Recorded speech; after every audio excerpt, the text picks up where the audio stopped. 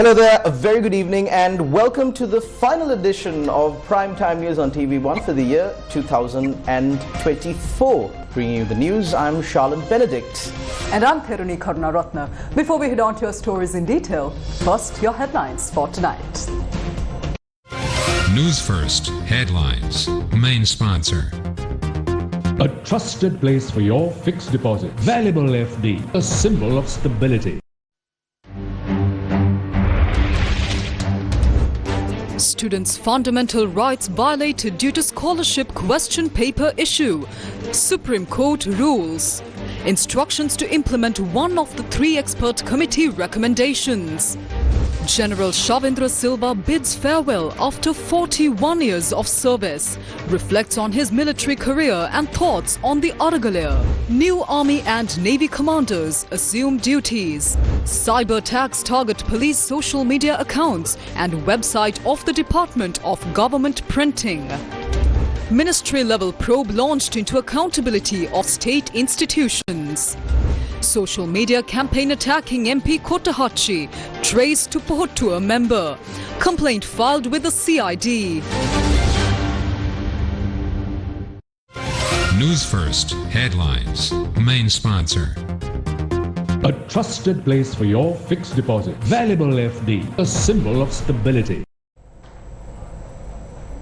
Taking a look at those stories in detail now, the Supreme Court today ruled that the fundamental rights of the general public have been violated by the decision to grant free marks for 3 questions in the first part of the Grade 5 scholarship examination, which led to a major controversy in the country. The Supreme Court ordered the Commissioner General of Examinations to choose the most suitable option among the 3 recommendations proposed by the expert committee, grant free marks for the problematic questions, entirely cancelled the 3 questions, or conduct a re-examination and to implement it immediately.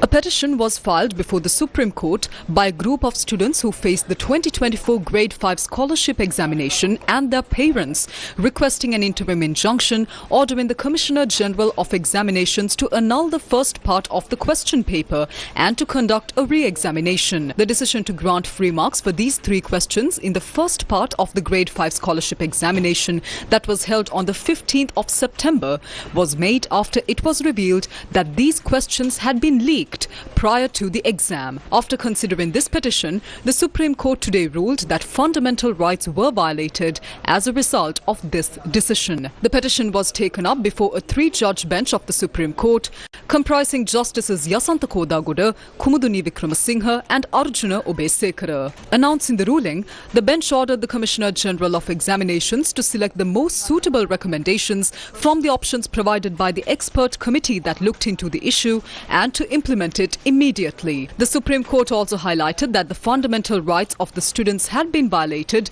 due to the question paper leak and directed IGS Premathilaka and Chaminda Kumara Ilangasinghe, who are suspected of being involved in the leak, to pay a compensation of 3 million rupees and 2 million rupees respectively to the government. These funds will be used to study weaknesses in the examination process. The Supreme Court also instructed the parents to submit their claims for the costs incurred during the legal proceedings, as they are entitled to do so, and directed the Commissioner General of Examinations to ensure that such incidents do not occur in the future. The Supreme Court ordered the Director of the Criminal Investigation Department to conduct a full investigation into this incident and to submit a report to the Commission to investigate allegations of bribery or corruption within the next 3 months. Furthermore, the Supreme Court instructed the Director of the CID to investigate whether the 2 individuals involved in the incident received any bribes. The Attorney General was also instructed to provide necessary guidance to the CID during this investigation. The petitioners were represented by attorneys at law P.B. Herath, Krishmal Varnasurya and Sanjeeva Jayawardena, instructed by attorney at law Manjula Balasurya and President's Counsel Salia Pires. The Solicitor General, President's Counsel Viraj Dayaratna, appeared on behalf of the Attorney General. What are the steps that the Department of Examinations will be taking following the Supreme Court ruling? This was the explanation given by the Commissioner General of Examinations. The committee appointed with regards to this issue has recommended 3 alternative measures, and after conducting a thorough study, the most suitable alternative measure will be selected and a decision will be made promptly. With this decision, we expect to proceed with further actions. The new academic year will begin on the 27th January. By then, these students should be enrolled in the 6th grade. Some students enroll in a different school for junior secondary education. We are reviewing all of this and hope to finalize these actions promptly, issue the results and release cut-off marks accordingly.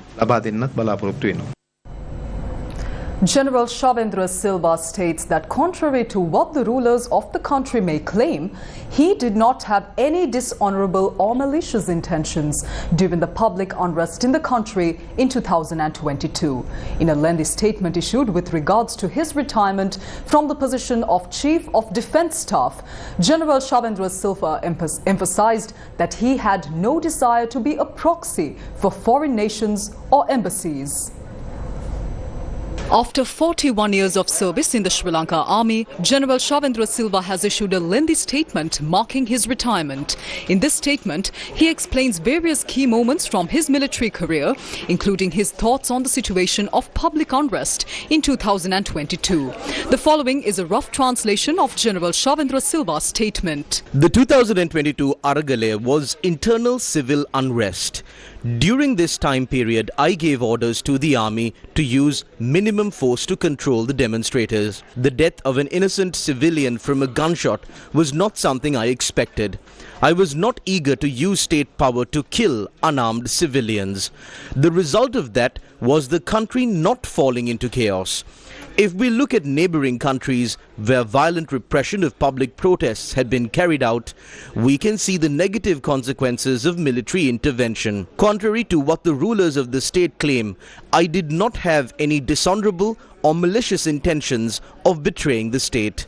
I had no desire to become a proxy of a foreign nation or embassy. If that were the case, then why did I take action to protect the life of the Prime Minister, who was also the 5th executive president of the country, when he was at risk by using an airlift operation? Why did I take steps to protect the residence of politicians when demonstrators came to burn them down? In his lengthy statement, General Shavendra Silva highlights that the way the rulers of state interpreted the strategies he implemented during the Aragale worked to his disadvantage.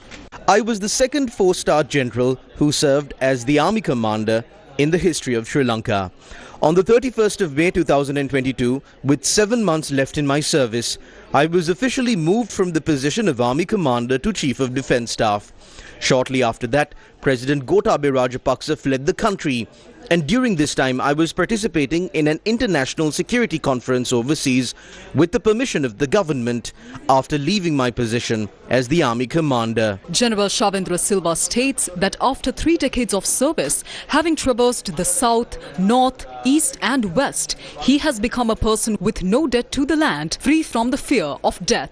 I climbed the mountain. I left behind all desires related to life and embarked on this journey. This brings me peace. When I see the sunrise tomorrow, an indescribable feeling will arise in my heart. General Shavendra Silva retired from the position of Chief of Defence Staff this morning. A farewell Triforce tribute was presented to him this evening at the office of the Chief of Defence Staff, located at the Bandaranaike Memorial International Conference Hall in Colombo.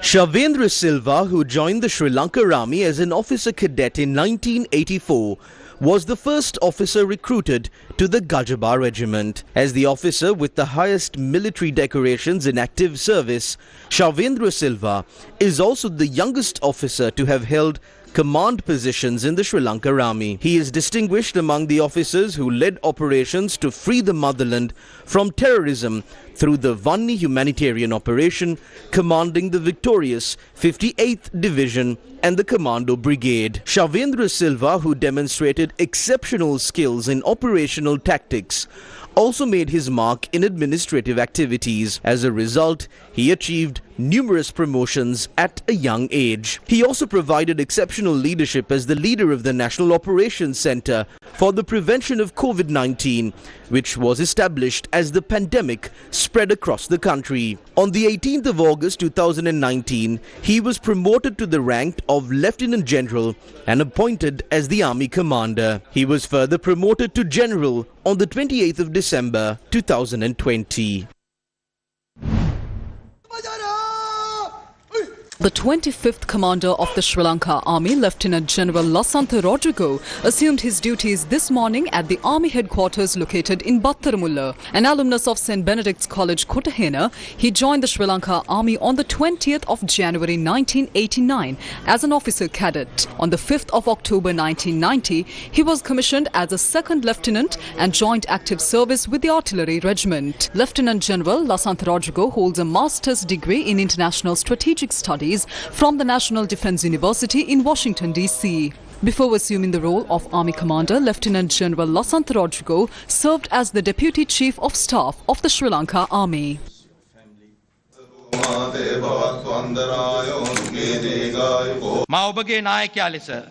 As your leader, today I begin my efforts to build a military that has soldiers as its foundation. I pledge to you that the maximum support of the Sri Lanka Army will be given to ensure the success of the Clean Sri Lanka initiative.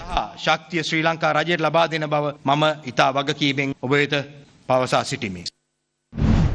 Vice Admiral Kanchana Banaguda assumed duties as the new commander of the Sri Lanka Navy at the Navy headquarters today. Vice Admiral Kanchana Banaguda, an alumnus of St. Thomas's College, Bandaramala, joined the Sri Lanka Navy on the 15th of September 1989 as an officer cadet of the 19th intake. Following the completion of basic training at the Naval and Maritime Academy in Trincomalee, he secured an opportunity to attend the prestigious International Midshipman course at Britannia Royal Naval College, Dartmouth in the UK, and proudly earned his commission in 1991. He also earned a Master of Business Administration in Human Resource Management from the Open University of Sri Lanka in 2015. In 2019, he obtained a master's degree in Maritime Policy from the University of Wollongong, Australia. Vice Admiral Banaguda has held several prestigious appointments within the Sri Lanka Navy, including Director Naval Training, Commander Southeastern Naval Area, Commander North Central Naval Area, Commander Northern Naval Area, and Commander Eastern Naval Area. He has also commanded various fast attack craft, ships, and naval establishments. Prior to his promotion as Commander of the Sri Lanka Navy, he served as the Chief of Staff of the Sri Lanka Navy since the 16th of August 2024. Today, he began his duties as the 26th Commander of the Sri Lanka Navy. Former Navy Commander Admiral Priyantha Pereira officially handed over the duties to the new Commander of the Sri Lanka Navy at the Sri Lanka Navy headquarters today. Newsfirst with the people. A cyber attack was launched on the official website of the Department of Government Printing as well as other social media platforms, including the Sri Lanka Police YouTube channel. The username of the Sri Lanka Police YouTube channel was changed by hackers to that of Brad Garlinghouse, the CEO of Ripple, a financial technology company. The police confirmed that those behind the cyber attack on the police YouTube channel have now been identified. The cyber attack took place at about 7:30 p.m. yesterday. Sri Lanka Police Nila Facebook Samajida. The official social media accounts of the Sri Lanka Police on Facebook, TikTok, Instagram, X and YouTube were all targeted in a cyber attack yesterday evening. However, the Facebook, X, TikTok and Instagram accounts were quickly retrieved. Unfortunately, as of now, the YouTube channel has not yet been fully restored. The Police Information Technology Division is currently working to regain control of the YouTube channel.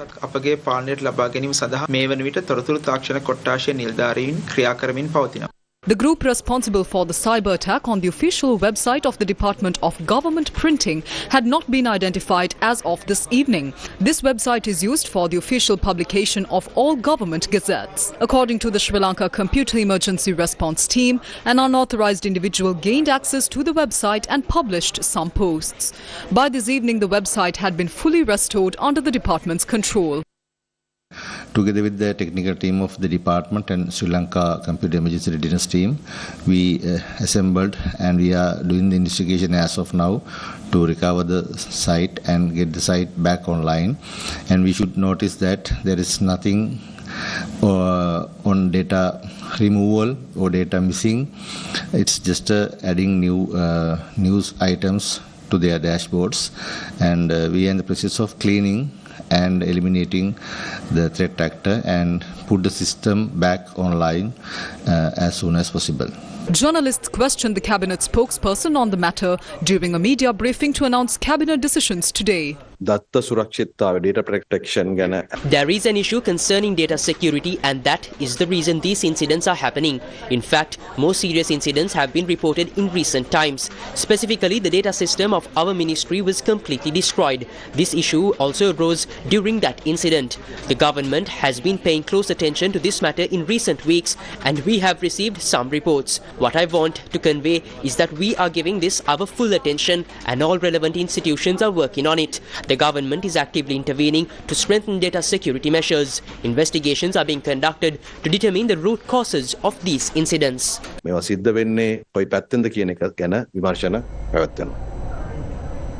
A businessman who claimed to have invested money in the Krish project, of which construction is currently on hold, filed a complaint with the Criminal Investigation Department today in order to recover the money he had invested. A businessman by the name of Chandrasena Kodikara, accompanied by his lawyer, filed a complaint with the Criminal Investigation Department today. He claimed that he had invested 560 million rupees in the relevant project.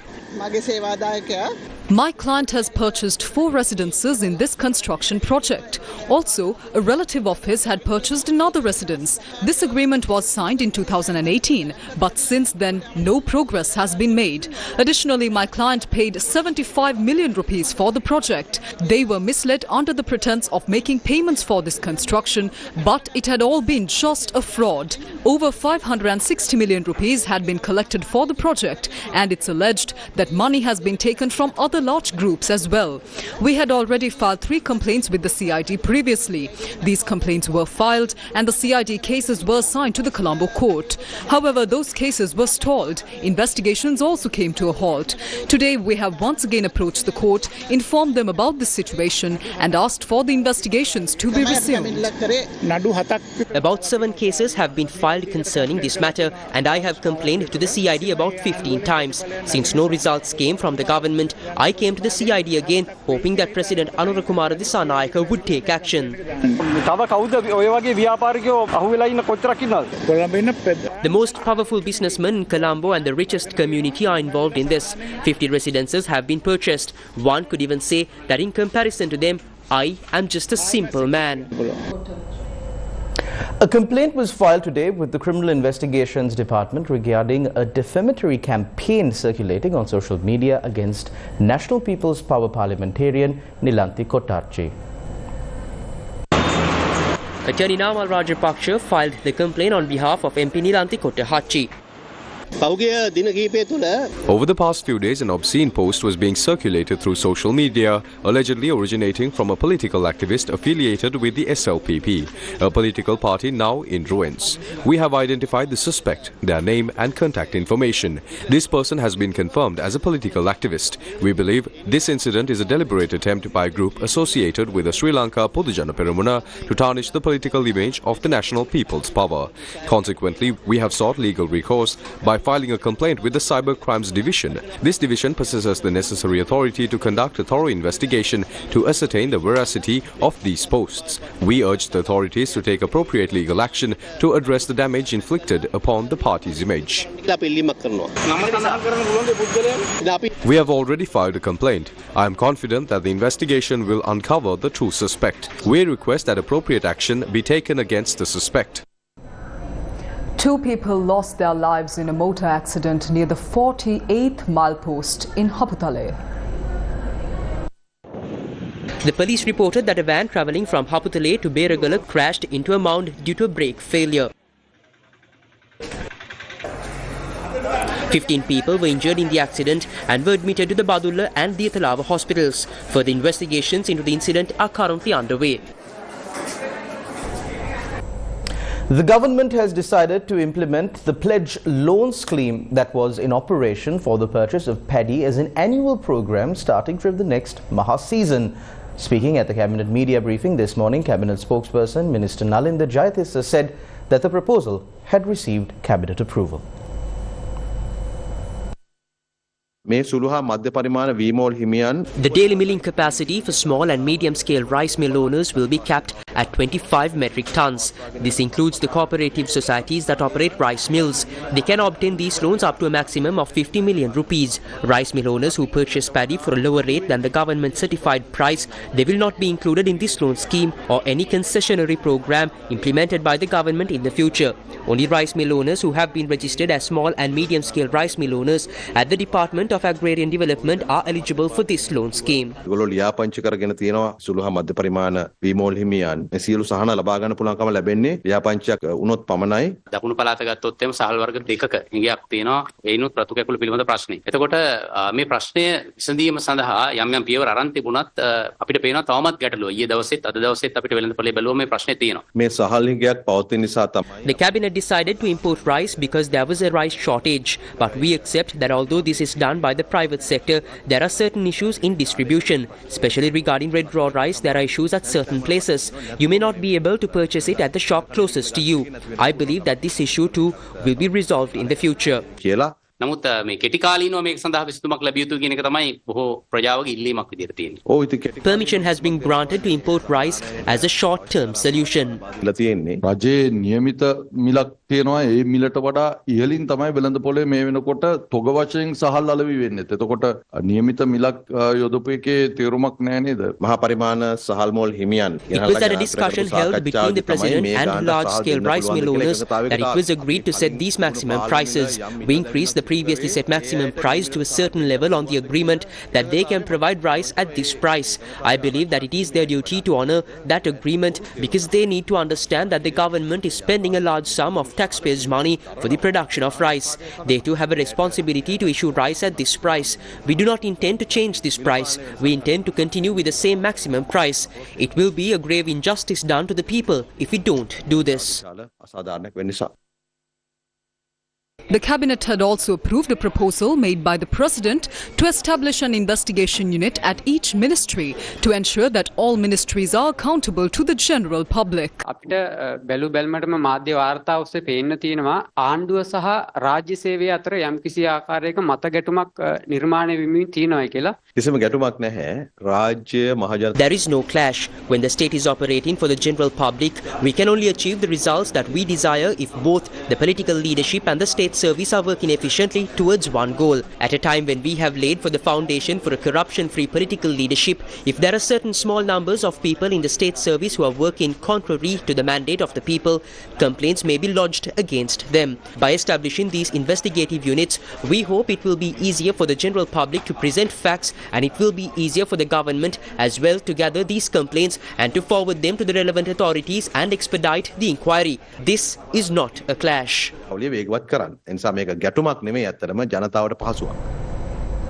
The overall rate of inflation in December 2024 has increased.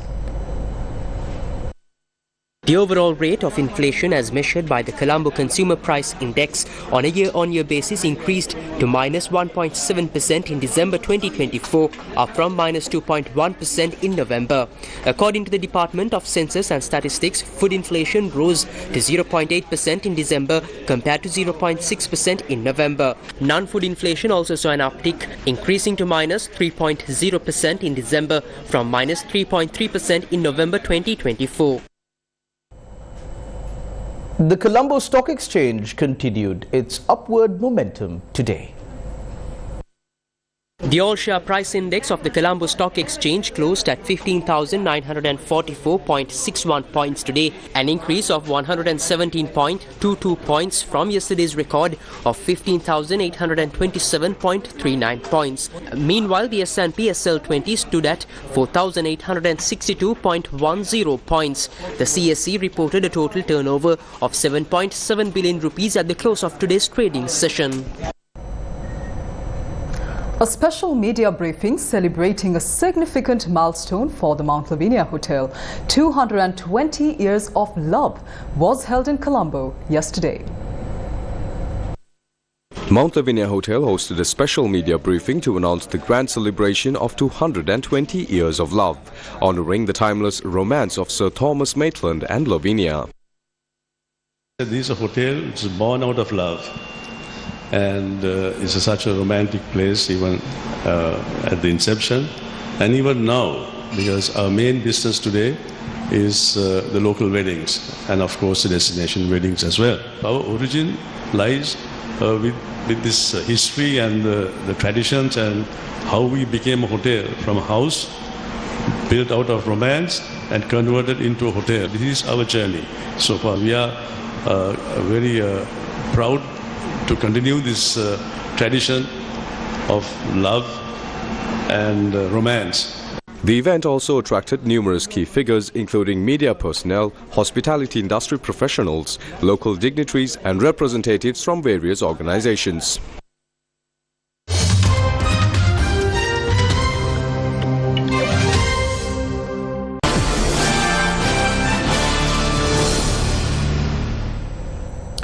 The Seoul court has issued an arrest warrant against South Korea's suspended President Yoon Suk-yeol over the attempt to impose martial law on the 3rd of December.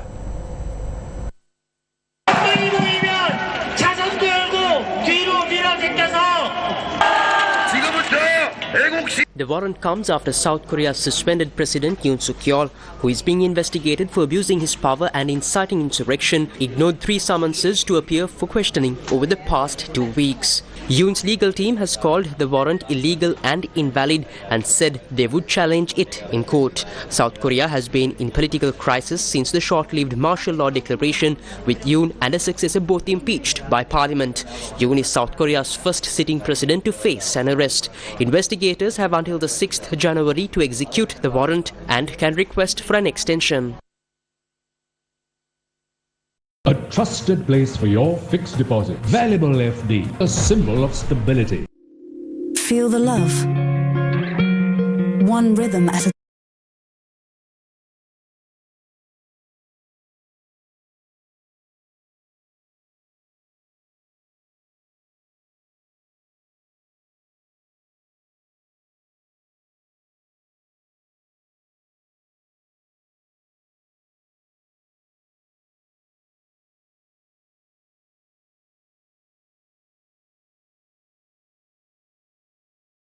It's the final countdown for the dawn of a new year, full of hopes, opportunities and blessings. Well, in such a setting, Sri Lanka is all set to witness one of the biggest celebrations of the season, the Centre Music Festival with Y.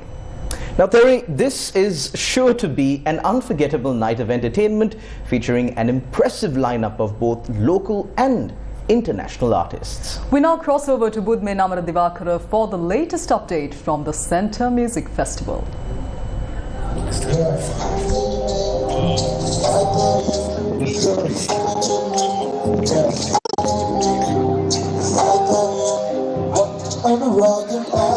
Good evening, Sharan and Tharuni. I am joining you from the Lotus Star premises in Colombo, and people are getting ready to welcome this new year in style with the Centre Music Festival with Y. I believe last week as well I joined you from the golf race green, and it was enthusiastic. People were getting ready to celebrate Christmas, and today people are eagerly waiting to set and celebrate the new year in style. And right now I'm here at the Lotus Star premises with the Centre Music Festival, and today in the morning I got the opportunity to meet and talk with few individuals, few performers who will be performing in the Centre Music Festival, and as they said, they are ready ready and they were enthusiastic to perform in this music festival because for some it was the first time they were performing in Sri Lanka. And this is a lineup, there's a lineup full of international and local performers, DJ artists who are performing for the Sri Lankan audience. So the night is still young, Charlan. People are getting ready and we have a few more hours. In a few more hours, we'll be stepping into a new year 2025. The stage is set, the artists are ready, and people are turning up in numbers to celebrate this new year at the Seti Music Festival here in Colombo. Reporting to you, I am Budman for Newsfirst. Thank you very much, Budman. Well, the new year has already dawned in places like New Zealand, Fiji, and much of Australia, while other parts of the world are eagerly waiting to welcome 2025. As we wrap up tonight's news bulletin, we leave you with visuals of celebrations filled with fireworks, laughter and joy. A gentle reminder, be mindful of our furry friends when lighting fireworks. Dogs and other pets can be easily startled by the noise, so let's keep them safe and calm. May the coming year bring you good health, happiness and success in all of your endeavors. Good night and wish you all a very happy and prosperous new year.